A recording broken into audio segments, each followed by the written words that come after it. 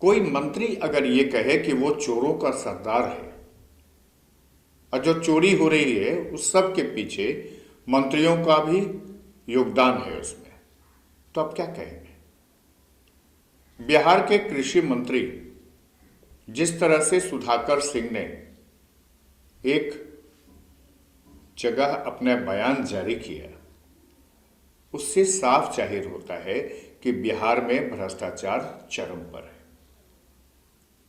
सबसे बड़ी बात है कि इस बयान के बाद जब कैबिनेट की मीटिंग में मुख्यमंत्री ने उनसे पूछा तो उन्होंने साफ तौर पर कुछ कहने की बजाय कैबिनेट की मीटिंग भी छोड़ दिया। बिहार में राजनीति गर्म है। सियासत हलकों में ये बात कही जा रही है कि सुधाकर सिंह मुख्यमंत्री को भी उतना तवज्जो नहीं देते हैं जो एक मंत्री को मुख्यमंत्री को देना चाहिए। खुद मुख्यमंत्री भी कह रहे हैं। लेकिन उससे पहले आपको सुधाकर सिंह का वो बयान दिखाते हैं जिस बयान में उन्होंने कहा था कि बिहार में जो चोर हैं उनके सरदार वे भी हैं। पहले बयान सुन लीजिए। हमको तो नहीं लगता कि बीज निगम के बीज को किसान खेतों में लगाता है, और लगाता होगा तो इस सोचता होगा चलो कुछ नहीं पैदा होगा तो लगा लेता होगा, लेकिन जिसको पैदा करना है वो तो नहीं लगाता है। ये सारे 150-200 करोड़ रुपया यह भी खा जाता है बीज निगम वाला। कोई ऐसा हमारे विभाग में अंग नहीं है जो चोरी नहीं करता। तो ये चोरों का हम सरदार हैं, हम सरदार ही लगाएंगे। जब चोरी हो रहा है तो हम उसके सरदार हुए। तो आप कम से कम पुतला उतला फूकते रहिएगा तो मुझे भी याद रहेगा कि किसान नाराज है मेरे से, और नहीं फूकना बंद करिएगा तो यही लगेगा कि नहीं सब ठीक चल रहा है। तो ये मैं आपको कह देता हूँ, लोहिया जी ठीक कह के गए थे जब संसद आवारा हो जाए तो जनता को सड़कों पर उतरना चाहिए। तो मैं सरकार आपने सुधाकर सिंह जो बिहार के कृषि मंत्री हैं उनका बयान सुन लिया। अब आपको सुनाते हैं कि बिहार के मुख्यमंत्री ने इस पूरे मामले को लेकर के क्या कहा। मुख्यमंत्री नीतीश कुमार कहते हैं कि कैबिनेट के मीटिंग के दौरान जब सुधाकर सिंह आए और उनसे पूछा गया कि आखिर इस तरह के बयान जारी करने के पीछे उनका मकसद क्या था, तो उन्होंने कोई जवाब नहीं दिया। मुख्यमंत्री तो यहां तक कहते हैं कि कैबिनेट के दूसरे कलीग्स भी सुधाकर सिंह को समझाते रहे, उनको सलाह देते रहे, उनको बताने की कोशिश की और उनको कहने का मौका दिया गया कैबिनेट की बैठक में कि वो अपनी सफाई दें। लेकिन सफाई देने की जगह सुधाकर सिंह कैबिनेट की मीटिंग छोड़ के चले गए। पहले आपको बता देते हैं कि सुधाकर सिंह हैं कौन। सुधाकर सिंह राष्ट्रीय जनता दल यानी लालू यादव की जो पार्टी है आरजेडी, उसके बिहार प्रदेश के जो अध्यक्ष हैं जगदानंद सिंह, उनके बेटे हैं। जगदानंद सिंह भी पहले लालू सरकार में मंत्री थे, बाद में राबड़ी की सरकार में भी मंत्री रहे, जल संसाधन मंत्री हुए, एक बार फिर वो बक्सर से लोकसभा सांसद भी हुए। उसके बाद उनको राष्ट्रीय जनता दल में बड़ा ही उचित सम्मान दिया गया और उनको पार्टी का जो इलेक्शन का जिम्मा था वो सौंपा गया। धीरे धीरे उनको फिर पार्टी में ही पद दिया गया और उनको प्रदेश अध्यक्ष बनाया गया। वो लालू के बहुत करीबी रहे। लालू यादव के जो 2-3 करीबी लोगों में से जगदानंद सिंह शामिल है। अब आप समझिए कि सुधाकर सिंह को लेकर के जब कैबिनेट में बात उठी और इस कैबिनेट में जब सुधाकर सिंह को कहने का मौका दिया गया तो वो नाराज होकर कैबिनेट की मीटिंग छोड़कर चले गए और सीधे लालू यादव के पास पहुंच गए। उसके बाद ये माना जाने लगा कि सुधाकर सिंह इस्तीफा की पेशकश कर दी है और उन्होंने साफ कह दिया है कि वो मंत्री नहीं रहेंगे। लेकिन जब मुख्यमंत्री से इस पूरे मामले पर पूछा गया तो मुख्यमंत्री ने क्या कहा, इस पूरे मामले को लेकर के, पूरे प्रकरण को लेकर के आप सुन लीजिए कि नीतीश कुमार इस पर क्या कह रहे हैं। नहीं, वो उसका एक स्टेटमेंट आया था, तो जो स्टेटमेंट आया तो हमने वही पूछा कि हुआ क्या है, और जैसे ही जो देखा था हमने अधिकारियों को कह दिया कि इसको देख लीजिए, अगर मंत्री हैं और उसके आदमी दिमाग में ये सब बात हुई तो उस डिपार्टमेंट के बारे में पूरी जानकारी लीजिए। हम जानना चाह रहे थे, लेकिन अब जानना चाह रहे थे उसको बोलने के बजाय चल दिया, बहुत समझाया गया सारे लोग। तो इस्तीफा आप देने के लिए नहीं, आप पूछ लीजिए इनसे, डिप्टी सीएम साहब से पूछ लीजिए, सारी बात आपको बता देंगे। कल हमने बात किया उनसे तो वो अड़े हुए हैं कि अभी भी कि सारे अधिकारी भ्रष्ट हैं, चोरों के सरदार हैं, अपने बयान पर कायम हुए हैं। 17 साल से भ्रष्ट सरकार है। देख लीजिए कि अगर कोई ये बात बोल रहा है, आप डिप्टी सीएम साहब से पूछ लीजिए, क्योंकि हम तो मौका दिए कि भाई क्या कोई मामला है तो बताइए, और कोई बाहर कुछ बोल रहा है तो वही लोग देख करके बता देंगे, ठीक पूछ करके आपको। हमने तो पूछा ही, जरा बताइए भ्रष्ट सरकार सही में है? क्या बात करते हैं आप एग्रीकल्चर का? आप ही लोग जांच कर न लीजिए, जो उसका सेक्रेटरी है इससे बढ़िया कोई आदमी है?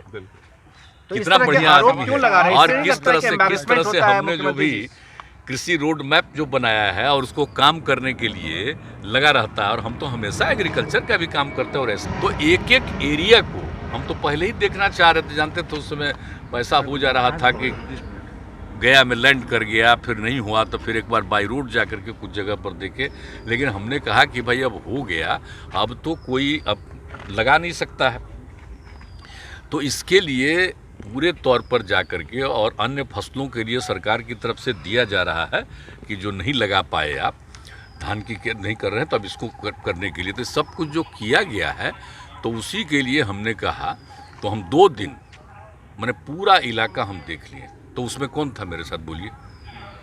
आपदा प्रबंधन और उसके अलावे ये वाले थे, कृषि वाले, एक एक चीज को देख करके चारों तरफ हर चीज का लोगों ने एक एक चीज का जायजा लिया है कि इस एरिया में पूरा हम लोगों में, मतलब समझ लीजिए कि 2 दिन हम लोग 4 घंटा से कम नहीं, एक राउंड चक्कर लगाए, लैंड किया, फिर ये करके फिर हम लोग ऊपर गए, तो सब तरह से सब कुछ देखे हुए हैं। तो इसमें हम बहुत देखिए कौन सा सब जानते हैं, हमको सबको मदद करना है, जहाँ कहीं भी कुछ नहीं हुआ है तो उन सब लोगों को मदद करना है। इसके लिए तो हम ऑलरेडी बैठ करके चर्चा कर चुके हैं, और उसके बाद जब समूचा का असेसमेंट हो जाएगा, और इसके बाद जहाँ कहीं भी जो नहीं है, आप जानते हैं ना, किसान में हम सिर्फ जिनको खेती है उन्हीं को नहीं मानते, उनको मानते हैं जिनके पास खेत है वो भी किसान है, जो खेती करते हैं वो भी किसान है, और जो दूसरे के लिए भी खेती करते हैं वो सब किसान है।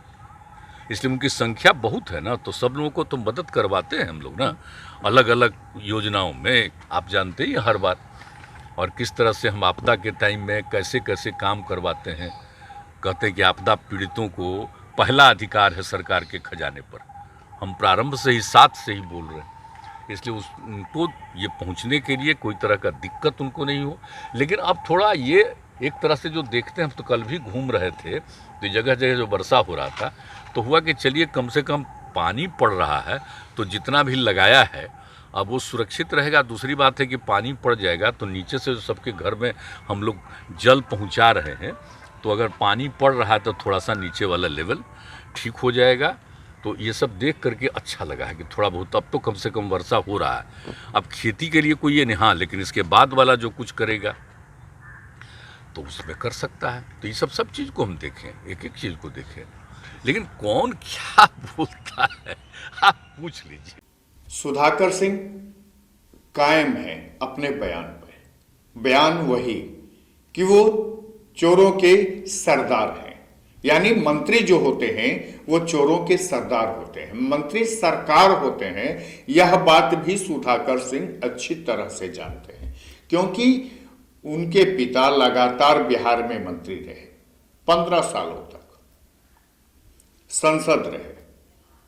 लेकिन वो सुधाकर सिंह अगर ये कहते हैं कि जो चोरी होती है, जो भ्रष्टाचार है, और उसका जो केंद्र बिंदु है वो मंत्री होते हैं, वो खुद हैं, तो इसको बहुत आसान से नहीं लेना चाहिए। सरकार के रूप में मंत्री होते हैं, सरकार के प्रतिनिधि के तौर पर मंत्री होते हैं, वो सरकार होते हैं। और सरकार ये कहे कि वो चोरों का सरदार है, और जब इस पर मीडिया ने उनसे दोबारा पूछा तो सुधाकर सिंह ने कहा कि वो अपने बयान पर कायम है। हम सुधाकर सिंह का यह भी बयान आपको सुनाते हैं कि क्या कह रहे हैं। मैं एक ज्यादा नहीं, मैं एक लाइन में, मैं बहुत बयान देने नहीं आया हूँ, कार्यक्रम में आया हूँ। मैंने जो कहा है मैं उस पर कायम हूँ। मैं अपने बयान में कोई संशोधन नहीं कर रहा हूँ, इससे ज्यादा मुझे कुछ नहीं कहना है। फिर बात सवाल वही, बाकी चीज आप जानते हैं, फेसबुक लाइव पे देखे हैं, जो मर्जी आपको चलाना है चलाइए। मैं अपने बयान पे कायम हूँ, मैं अपने बयान में कोई संशोधन नहीं कर रहा हूँ। मैं जनता ने मुझे चुन के भेजा है, मैं जनता के सवाल पे लड़ता रहूंगा, इससे ज्यादा मुझे कुछ नहीं कहना। हो गया बहरहाल बिहार में सत्ता तो बदल गई। नीतीश कुमार लालू यादव की पार्टी आरजेडी के साथ मिलकर करीब महागठबंधन में शामिल हो गए और एनडीए को ठेंगा दिखाते हुए उन्होंने अपनी सरकार बना ली। तेजस्वी यादव को उन्होंने उप मुख्यमंत्री भी बना लिया। लेकिन उनकी सरकार में शामिल मंत्रियों पर जब बीजेपी ने मोर्चा खोला तो पहले कार्तिक सिंह की बलि ली गई, उसके बाद सुधाकर सिंह पर भी घोटाले का आरोप है, वो जेल में बंद रह चुके हैं। इस कैबिनेट में कई मंत्री ऐसे हैं जिन पर आरोपों का पुलिंदा लेकर के सुशील मोदी और बीजेपी के नेता खड़े हैं और लगातार बयान दे रहे हैं। बिहार सरकार के कृषि मंत्री सुधाकर सिंह ने बिहार सरकार को आईना दिखाया है। बिहार के अपने मुंह मियां मिट्ठू जो मुख्यमंत्री हैं नीतीश कुमार जी, उनको उनकी पोल खोल दी है।